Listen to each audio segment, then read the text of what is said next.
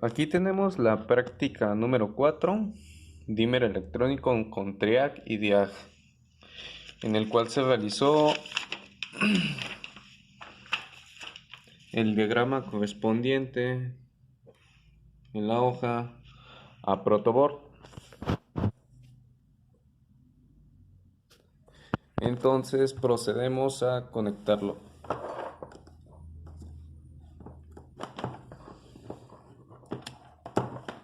Y el foco ahí está prendido. Conforme vamos moviendo el potenciómetro, va variando la potencia de la lámpara o foco en cuestión, en el cual también se tomó las medidas del valor en el capacitor, en el diag y en el triag.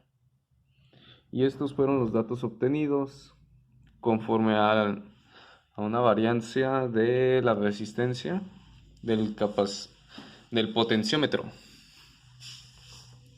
en el cual se midió su variancia en ohms, la cual fue del punto máximo de 220 kilo ohms, la cual no marcó ninguna señal de potencia en el foco, hasta llegar a los 44 kilo ohms, donde se manifestó una varianza de voltaje y el foco comenzó a variar. Debido a la falta de equipo, se trató de realizar el mismo circuito en conjunto a un osciloscopio, pero este circuito nunca funcionó.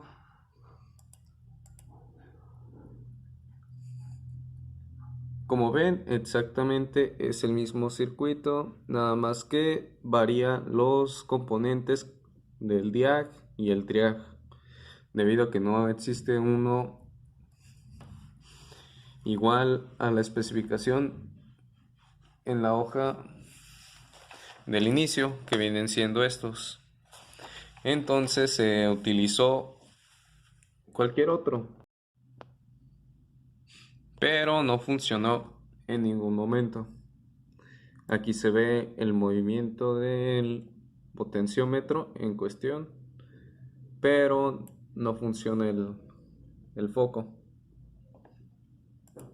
Y para verificar que no sea un problema de la computadora, se puentea directamente el foco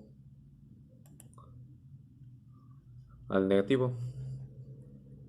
Entonces se le da play y ahí está variando el foco. Entonces no podemos realizar lo que se nos está mostrando aquí, que son las mediciones con el osciloscopio en diferentes porcentajes de carga. Y por último tenemos que es un triag. Es un interruptor capaz de conmutar la corriente alterna, que es un diodo bidireccional autodisparable que conduce la corriente habiendo superado su tensión, que es el ángulo de disparo, rectificador armado con tiristores para permitir el control del voltaje medio a la salida. ¿Cuál es el ángulo de conducción? Número de grados de un ciclo AC durante los cuales el SCR está en conducción, que es el VDRM. Tensión de pico repetitivo en estado de bloqueo directo, que es el IT, abre paréntesis, RMS, cierra paréntesis. Intensidad directa eficaz. Y la conclusión de esta práctica, que en esta práctica podemos tener la habilidad de regular la intensidad de la luz de manera análoga con el potenciómetro. Práctica número 5. Dimmer controlador de luz con Arduino y Optotrack. Aquí se nos presenta este pequeño diagrama con todas estas piezas que se necesitaron para realizarlo. Y aquí tenemos en físico el armado. Previamente al Arduino se le cargó este código donde aquí nos especifica que se manda un pulso para accionar el acoplador con un delay de 250 para evitar rebotes y digital write para encender o apagar el LED que tiene adentro el acoplador. Entonces nosotros pasamos a la práctica de apretar el switch y se apaga y se vuelve a prender. Entonces nosotros, si dejamos apretado el botón, empezará a parpadear debido al delay que tiene para evitar rebotes de la tensión eléctrica.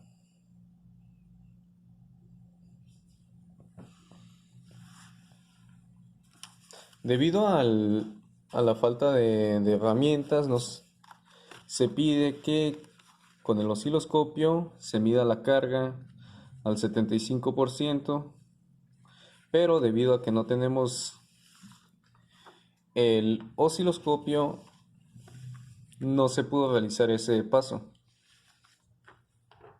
Entonces tenemos al final de la hoja que es el Optotrack, el MOG 3061, o en este caso usado el MOG 3041, véase ahí.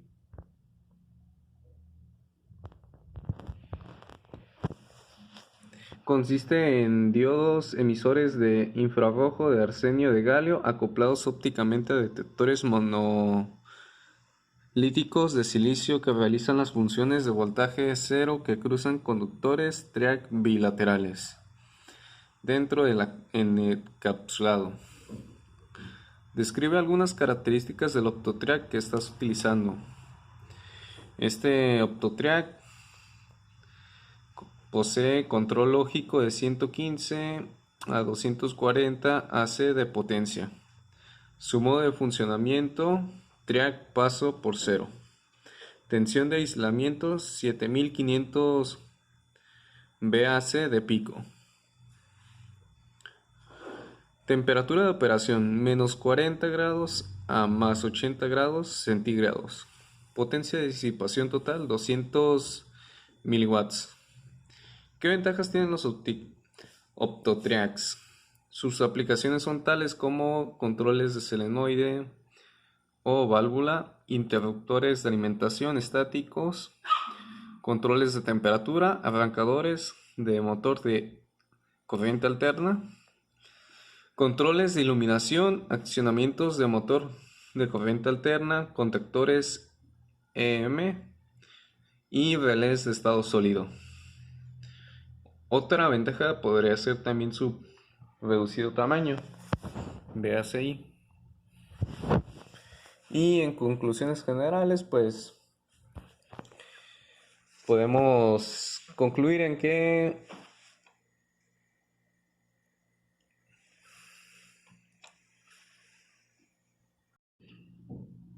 no hay que tenerle miedo a la corriente alterna, y pues aquí tenemos una manera de tener un control de switcheo mediante un Arduino